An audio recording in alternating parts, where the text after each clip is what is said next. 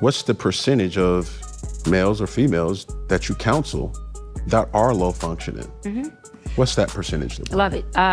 Collectively, or you want me to go male and female? Break it down from male and female. Okay. I would say, interesting enough, I would say that there are 70% low functioning women, 40% low functioning men. What? What? You heard it out of her own mouth.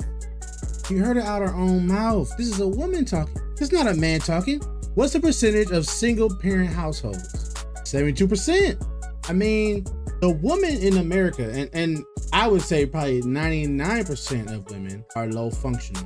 And she's gonna explain what low functional is, but low functional just means that you're not able to control your spirit. You always got drama. You never can accomplish your goals. You have no discipline. You bring nothing but chaos. You dysfunctional. It's what that means. And you see how it was 40% that was the men. So that means 60% of men, the majority of men, high functional, taking care of their children, taking care of their women, getting married, having jobs. I don't like to think, they like to paint the picture as, oh, the so-called black man is so bad. Are we though? Are we? The majority of divorces are by women.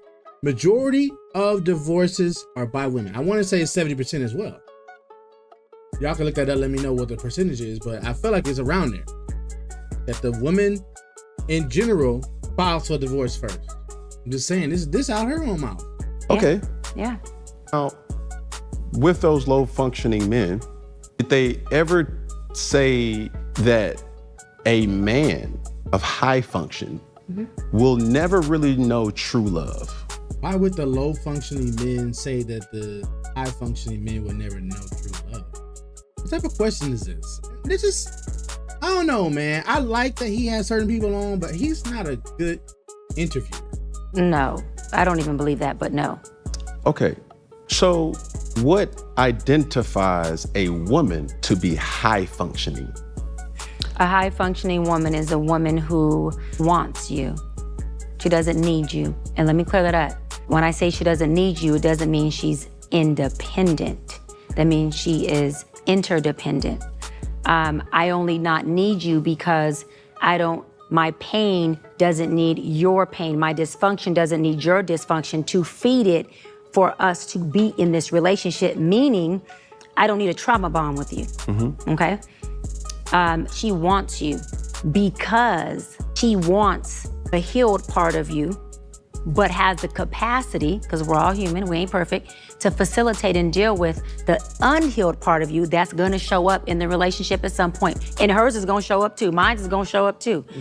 And so that's why I always say, I want a hybrid. I want a hybrid for y'all out there who wanna know, meaning a man who's high functioning enough to meet my healthy high functioning, but low functioning enough to deal with me when my abandonment inflames, to deal with me when some of my dysfunctions that I'm still working on inflame. Because if he's too high functioning, guess what? He doesn't have the bandwidth to deal with the low functioning part, which then means he can only connect with folks who are not being fully authentic within themselves. Hey man, she got a good point there, bro. Like, look, everyone should strive to be high functioning and high value. Okay, but you gotta understand, when you're dealing with a woman, you're dealing with a weaker vessel, someone that's not on your level. She's not gonna know all the technology that you know. She's not gonna know all the government stuff that you know, all the scriptures you know. She's not gonna be able to understand all the, let's just say, the conspiracy theories that you know. She's not gonna understand all that. Stop trying to make your woman to be like your buddy, okay? You gotta understand she's a weaker vessel. You gotta be able to know where she coming from. Hey, that's not really her thing. That's not really women's thing. So I gotta be able to wink at the ignorance. I gotta be able to have patience. And I gotta be able to understand that sometimes she's just emotional. She's not gonna be perfect. She's not gonna do everything right. But I gotta have the patience with her to be able to say, hey, look, how you reacted to that ain't cool. this is what needs to happen. What you said wasn't cool. Let's go over some scriptures and let's see how the Lord says you should handle that. You got to be patient with these sisters. You got to be able to come off the high horse and realize she's not you. She's not a man. Okay? A lot of these brothers be upset at women for stuff that's not their responsibility. You are the leader. You are the guide, which means you got more information. She's not gonna be on your level on everything. Now you can teach her, and if she say, "Hey, I don't want to do none of that stuff," then hey, then you can go ahead and maybe let her go. But honestly, a lot of women they don't see the forest for the trees. They see one tree at a time. Okay, they don't see no forest. They say, I saw 1,000 trees. I didn't see a forest. That's the woman. I saw 1,000 trees. I didn't see no forest. And you like, what? I mean, that's a forest. You like, she gonna be like, well, could be a forest, but might not be a forest. To me, it wasn't no forest. See, that's what I'm saying. Like, you gotta understand that the woman's mind and how she's built, how the Lord created her, is not the same as yours. So you cannot expect her to get everything right, to know what you know, feel what you feel, believe. Long as she's rolling with you, long as she's not combative, long as she ain't going against you, long as she just on the team, then she all right. But don't expect her to be able to lead like you lead. Meaning, you may have a loving relationship, but you won't have a real intimate, deep, vulnerable relationship. I'm a woman who seeks connection and vulnerability. I'm not into casualties or casual sex, just TMI or not, meaning I like the depth of things. And so I need you to see me. I need you to see my broken. I want you to see my heart, whatever that comes with, and I'm not embarrassed about it. I'll tell you about it, I'll show it to you, and I'm okay with a man who can facilitate it. But what a high functioning man may do is if he's all the way high functioning, he has already cut off the side of him that is authentic, and there's a superficialness there that won't allow him to connect with a real person. So can he still love and experience love? Yeah, love has it just loves everything. But will he experience the depth of some of the wholeness of love, meaning the down, the up, the ugly, the heaven, the hell mom was talking about? No. And let me say this really quick, and this is why. Right, because what I'm saying is that, and I like that she's saying this, and I think that she's way past Cam Newton's mental capacity, spiritual capacity, or whatever you want to call it. And as a football player, you're really not that deep. I don't care how smart you think you are. You're really not. You don't really know. You're not wise. You don't got no wisdom, okay? But when it comes to being a high value man, a lot of times they can't ever find a wife, or they can't be faithful or whatnot, because they have this ego and this pride on them, to where they feel as if they gotta have the biggest and baddest all the time. And settling is something that's beneath them. You know what I'm saying? And that's why you get these men talking about, I just don't think men was made to be with one woman. Look at all these women on the planet. Shut up. The Lord made it to where there could be one woman, or one wife, one husband. Period, point blank. So to go against it means you just wicked, bro. You just got lust on your mind. But when you making $1 million, or let's just make it normal. Maybe you making 100 grand. Maybe your body is all chiseled. You think that you God's gift to the earth, and you don't want to settle down. But that settling down and getting married is a sign of wisdom. It's a sign of someone that has knowledge, that cares about his people, that wants to connect with the Lord. You know what I'm saying? And to connect with the Lord, you got to be vulnerable. You got to be humble. You got to be meek. You got to be obedient. And if you can't do that, this is what's going to happen. And I like that she's saying that. Trauma bonds usually feel like the most intense, in love, deepest relationships, because you got two at the epitome of vulnerability, pain pocket people who are bonding. And most people who are low functioning are exactly who they are. exactly who they are. Doesn't make it bad for being who they are, exactly who they are. That's their pain, their trauma. They gonna flee, they gonna scream, they gonna hit, they gonna do whatever comes up, right? Fuck it, I'm mad. Whatever comes up, they there. There's no awareness, there's no stop, there's no nothing. I'm triggered, I'm inflamed, we just go there, let's tear this thing up, right? High functioning only means, Cam, that I feel them same feels. I still feel, excuse my language, you got me fucked up. I'm ready to go there. I'm flamed, I'm triggered. It's all there, right? But it's still dormant, it's still in me.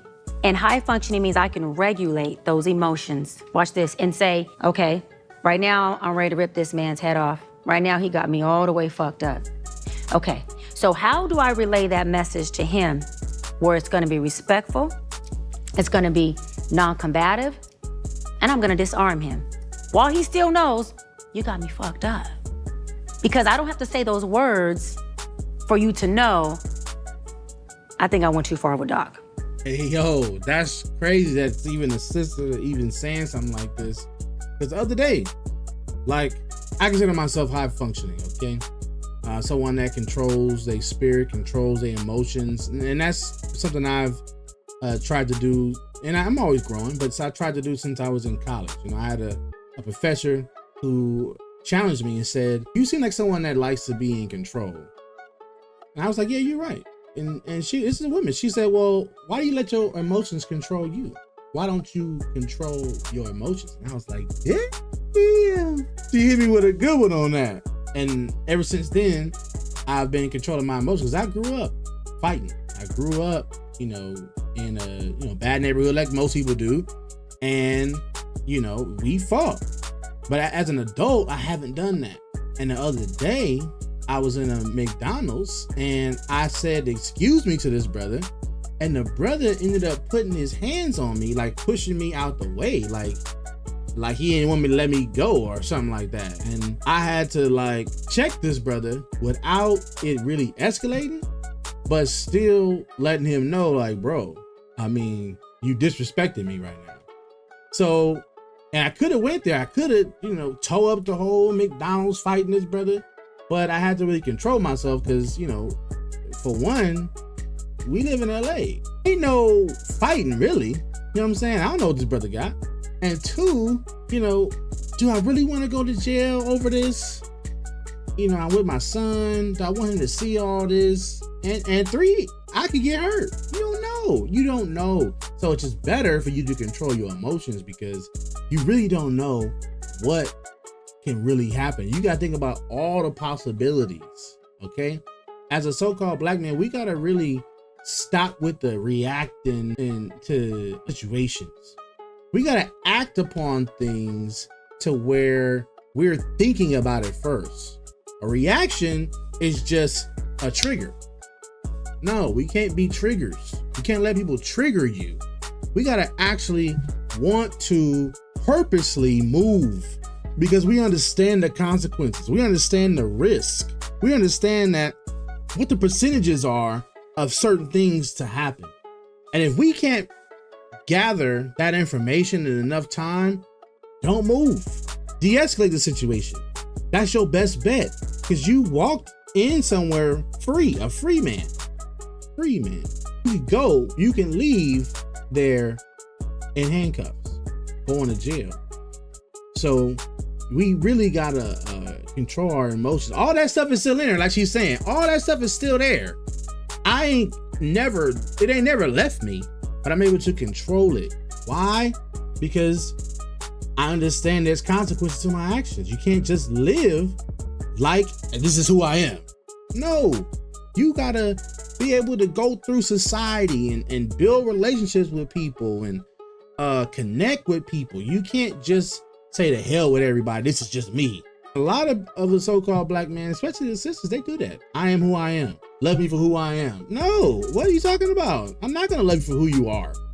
You're gonna grow. I'm gonna help you change. I'm gonna help you be a better person. That's what love is. I'm not about to just love you for who you are. No, the hell with who you are. Who do you want to be and who do I need you to be? That's a great question. All right, y'all, I just want y'all to see that she was saying that the high functioning men are 60%. Low functioning women, 70%. She said it. I didn't say it. She did. So, all right, y'all. I'm out. Peace.